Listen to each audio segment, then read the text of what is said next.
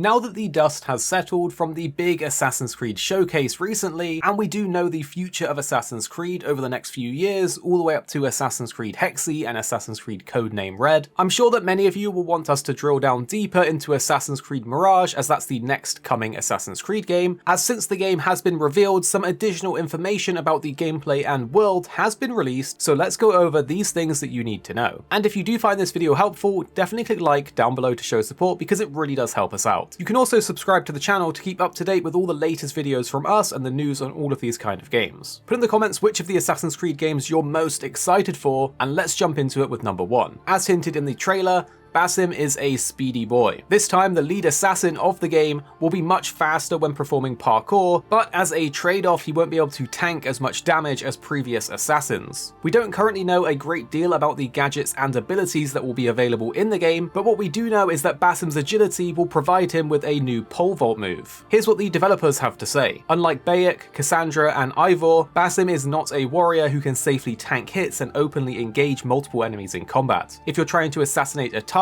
you'll need to be strategic in your approach, stealthily laying traps and being a hidden blade in the crowd. And if you are spotted, it might be better to escape and try again, because fighting your pursuers may put you in an early grave. I personally think that a larger focus on stealth gameplay and a tactical or strategic approach is really nice to see, because let's be honest, in the recent Assassin's Creed games, you could essentially unga bunga your way through crowds of enemies and it was not really a problem, especially later on in the game as you got more powerful. Don't get me wrong, I love doing that too, but I do miss the old school Assassin's Creed, where you did have to take a little bit more care with your approach to a situation or a mission. Moving on to number 2. One of the things that I think all Assassin's Creed players will like is doing the execute and assassinations. Well, you'll be happy to know that in Assassin's Creed Mirage, they will allow you to execute multiple kill assassinations at once. The ability to execute multi-kills will improve over time, with it only starting out as 2 enemies, and it will not be something that you can essentially spam to win, it will need to be recharged. So you might want to save your multi-kill assassinations for those tougher enemies. Moving on to number 3. This one is either going to be welcomed or highly disappointing for some of you depending on where you stand, but the developers have confirmed that there will not be any present-day parts in Mirage. Recently, many of the new Assassin's Creed games have leaned into the science fiction and futuristic aspect of Assassin's Creed, but it is confirmed that Mirage will not be doing that because the developers want to focus on primarily Bassim. The game will, however, feature a small Animus section to establish that it is in the Animus, and so there is still that going for it if you are a massive fan of the real-life present-day sections in Assassin's Creed games. Moving on to number 4. We know that events for the first Assassin's Creed game, Valhalla and Mirage happen very close to each other. The new game Mirage will take place 20 years before the events of Valhalla at around the same time of the first game.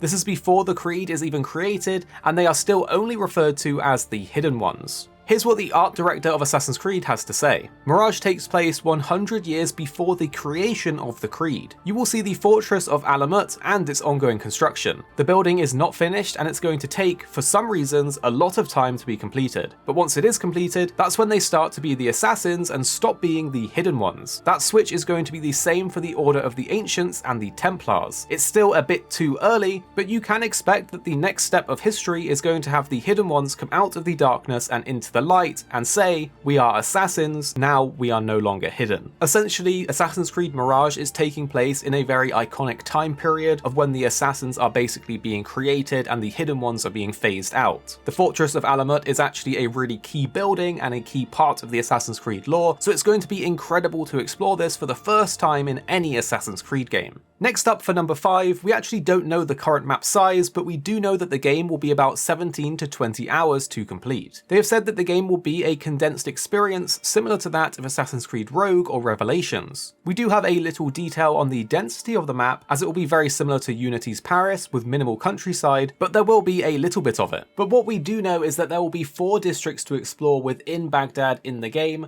from the industrial Kark to the Gardens of the Round City. Furthermore, it's going to be set in 861, which is in the 9th century, while Baghdad was a key place in the world for a variety of different cultural and artistic focuses. Over on GameSpot, they actually have a bit of information on this. They say players can expect Mirage to probably be a bit bigger than the earliest Assassin's Creed games, like the original or Brotherhood. However, it sounds like it's no Black Flag or Odyssey. For the size of the city or the map, you can expect something that is dense as Paris in Unity. They say that there will be some wilderness around, which was not the case for Paris in Unity. They will have more in Mirage, which obviously is set in Baghdad, and we can go outside of the walls and see some of the nice places. So essentially, we can expect around 20 hours of gameplay and a very dense city to explore, which personally I'm quite happy with. I would much rather a more curated and carefully crafted dense city than a much bigger one that's essentially barren and doesn't have good interactions within it. But let me know what you think about that down in the comments below. Do you prefer bigger open worlds or more dense and curated worlds that are smaller? I do think it looks pretty cool and it does sound very promising. I was a big fan of the older Assassin's Creed games, but I still do like the new ones. So to be honest, I'll take it, but I'm not too upset that they're going back to their roots. If you did find this video helpful, definitely click like down below if you learned something new, and subscribe to the channel for all the content we have planned for you guys over the next few days and weeks. There are 2 videos on screen now that we would like to recommend to you guys. If you enjoyed this one, you'll probably enjoy these ones too. You don't have to watch them, it's totally up to you, but for now they're on the screen if you do want to click and tell us what you think in the comments after watching down below.